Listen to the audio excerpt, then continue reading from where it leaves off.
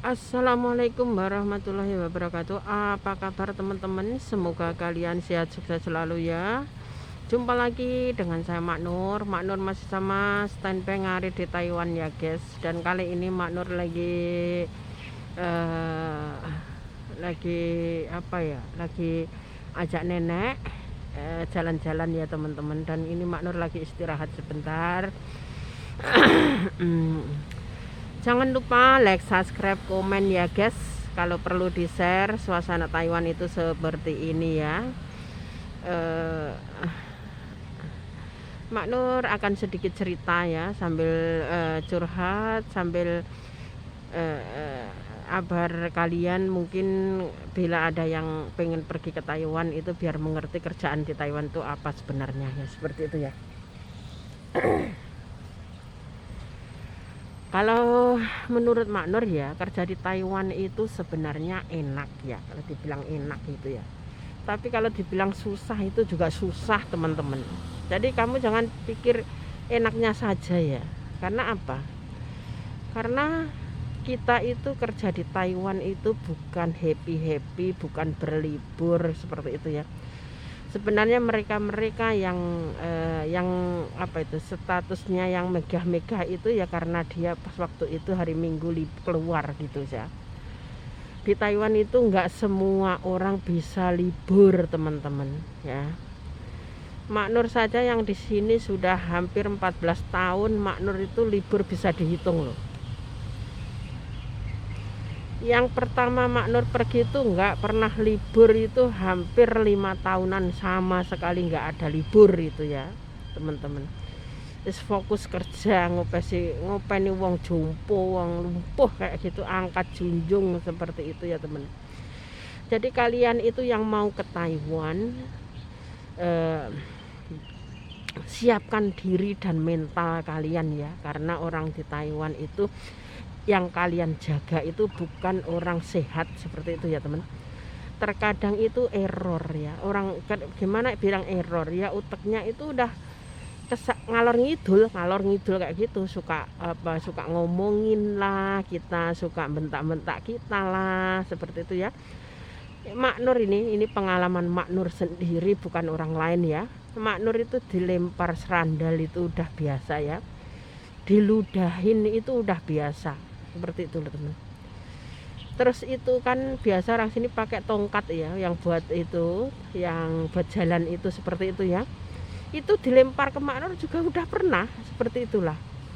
Tapi Mak Nur ya kalau di kayak gituin ya Mak Nur cuma ketawa, tersenyum gitu aja, nggak pernah Mak Nur marahin marahin si dia. Karena apa ya? Karena seandainya yang kita jaga terus kita marah-marah sama dia ya kita sama-sama stresnya nanti kalau kita sama-sama marah ya.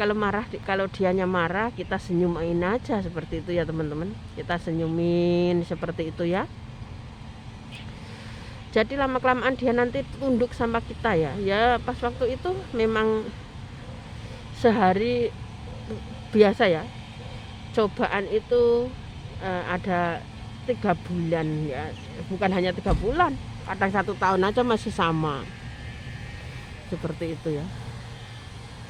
Tapi ya kita ambil hikmahnya teman-teman. Masa yang anak-anak muda yang sekarang itu, yang baru datang itu loh, baru aja 3 minggu, baru aja dapat 3 bulan seperti udah minta pulang ya, minta pindah majikan, katanya yang dijaga rewel seperti ini. Semua itu sama saja. Kita harus harus fokus kalau menjaga orang tua itu, kita fokus ke orang tuanya itu ya. Kayak kamu kalau dianya marah-marah, kamu bacain aja ayat kursi seperti itu ya teman-teman, di hijai al-fatihah kayak gitu, supaya dia itu tunduk sama kita seperti itu loh. Itu jalan satu-satunya, solusinya seperti itu. Kamu bila minta sama agensi, aku minta diambil pindah ke sana, belum tentu agensi itu ngambil juga seperti itu loh. Terus nanti kamu di sananya itu belum tentu dapat majikan yang lebih baik kayak gitu. Karena banyak teman kita ya katanya, malah kemarin ada lagi isu yang itu makanan yang di kulkas ya, kita nggak boleh makan yang di kulkas seperti itu, makanan majikan seperti itu ya teman. Itu pengalaman Mak Nur pertama kali baru datang. Waktu itu Mak Nur belum dapat majikan ya, karena majikan Mak Nur dulu meninggal seperti itu. Bukan meninggal ya teman-teman.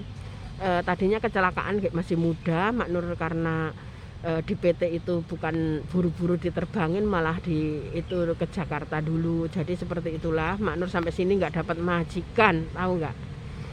Terus Mak Nur kerjaannya apa? Kerjaannya Mak Nur ngalor ngidul ngikuti agensi ya. cari lobang ke sana kemari. Ada nggak yang nggak mau, nanti Mak Nur dimasukin ke sana, dicobain ke sana kayak gitu. Kerjaan Mak Nur dulu pertama kali datang itu seperti itu. Terus juga bahasa itu nggak selancar sekarang gitu loh, masih lolak-lolok kayak gitu. Itu juga ada temen pas waktu itu agen suruh nerjemahin itu temen ya. Si temen itu waktu itu ngambil apel di kulkas gitu ya, ikut makan lah intinya, ngambil apel di kulkas. Lah nenek yang dijaga itu pradul ke anak-anaknya kayak gitu. Nah itu si temen katanya ngambil apel kayak gitu. Terus agensi dipanggil temen kayak gitu loh. Agensi aku dipanggil, aku juga ikut ke sana. Terus kata agensi ngomong kalau mau makan kamu harus beli sendiri kayak gitu ya. Terus memang orang sini kan kayak gitu, makan es krim di depan kita nggak bakal dikasih seperti itu loh. Jadi kita ya beli sendiri. Terus kalau beli jangan dibawa pulang ya, jangan dibawa pulang makan di depannya nenek, nanti nenek pradul lagi kayak gitu ya. Kita makan aja di 7-Eleven sebentar, udah kayak gitu aja temen. Kan nggak mungkin kita nggak boleh keluar, pasti boleh lah. Seandainya aku mau keluar sebentar, mau beli apa gitu, ngomong majikan ngomong, jangan diam aja kayak gitu loh. Karena orang Taiwan itu pedas guys, pedas banget kayak gitu loh. Ngomong sekecap itu jadi rame. Dari buat teman-teman ya, Mak Nur kasih tahu kalian kalau memang fokus pengen pergi kerja, cari masa depan kamu dan keluargamu, anakmu ya, usahakan kamu tetap ada komunikasi dengan keluarga. Fokuslah tujuan kamu kalau kamu itu ke Taiwan mau cari nafkah buat masa depan ya. Jangan-jangan ke Taiwan suami anak ditinggalkan, terus ya kamu di sininya nggak tahu ya. Karena di Taiwan itu kalau kamu udah mainan HP ya udahlah, itu banyak garangan-garangan di sana ya, garangwati, garang-garangan adalah kayak gitu. Tapi kalau kamu tetap fokus ke keluarga kamu, insya Allah aman. Bener. Anak muda sekarang yang udah punya anak 1, punya anak 2, punya anak 3 itu semua udah lupa sama keluarganya. Terkadang nggak pulang kayak gitu loh. Jadi kalau kamu fokusnya tadi mau cari kerja ya kerjalah dengan baiknya. Ingat anak suamimu menunggu di rumah seperti itu loh. Komunikasi nomor 1 itu komunikasi ya. Usahakan. Banyak sekali itu teman Mak Nur itu yang banyak juga ya, teman Mak Nur yang satu angkatan sama Mak Nur itu ya, ada yang pegatan lah, ada yang itu megatnya ya juga dari sini kayak gitu. Ada aja lah pokoknya. Yang aman-aman itu seangkatan Mak Nur ya, yang udah seumuran Mak Nur ini alhamdulillah masih aman ibu-ibu ini. Tapi juga ada 1-2 gitu ya, juga ada yang kayak gitu. Lari ke Taiwan mau kerja cari nafkah, tapi di Taiwannya nggak tahu cari apa, nggak ngerti yang dicari gitu loh. Anak suami diterlantarkan, alasannya katanya nggak dapet nafkah dari suami kayak gitu. Lah ngapain kamu tadinya pergi ke Taiwan kayak gitu loh. Diam aja di rumah, nggak usah ke Taiwan kalau kayak gitu mau. Udah tahu katanya mau perbaiki masa depan, malah bubrain masa depan. Kasihan suami yang kamu tinggalkan itu. Seperti itu teman-teman. Mak Nur banyak orang yang curhat sama Mak Nur. Jadi Mak Nur itu kadang kasihan kan mereka yang ditinggalkan ya. Terima kasih sahabat Mak Nur, jangan lupa like, subscribe, komen ya. Dan terima kasih banyak buat semua sahabat Mak Nur yang datang ke tempat Mak Nur. Mak Nur doakan semoga kalian semua selalu dalam keadaan sehat walafiat, dimanapun kalian berada selalu dalam lindungan Allah, amin. Dan dimurahkan rezeki kita semua, amin.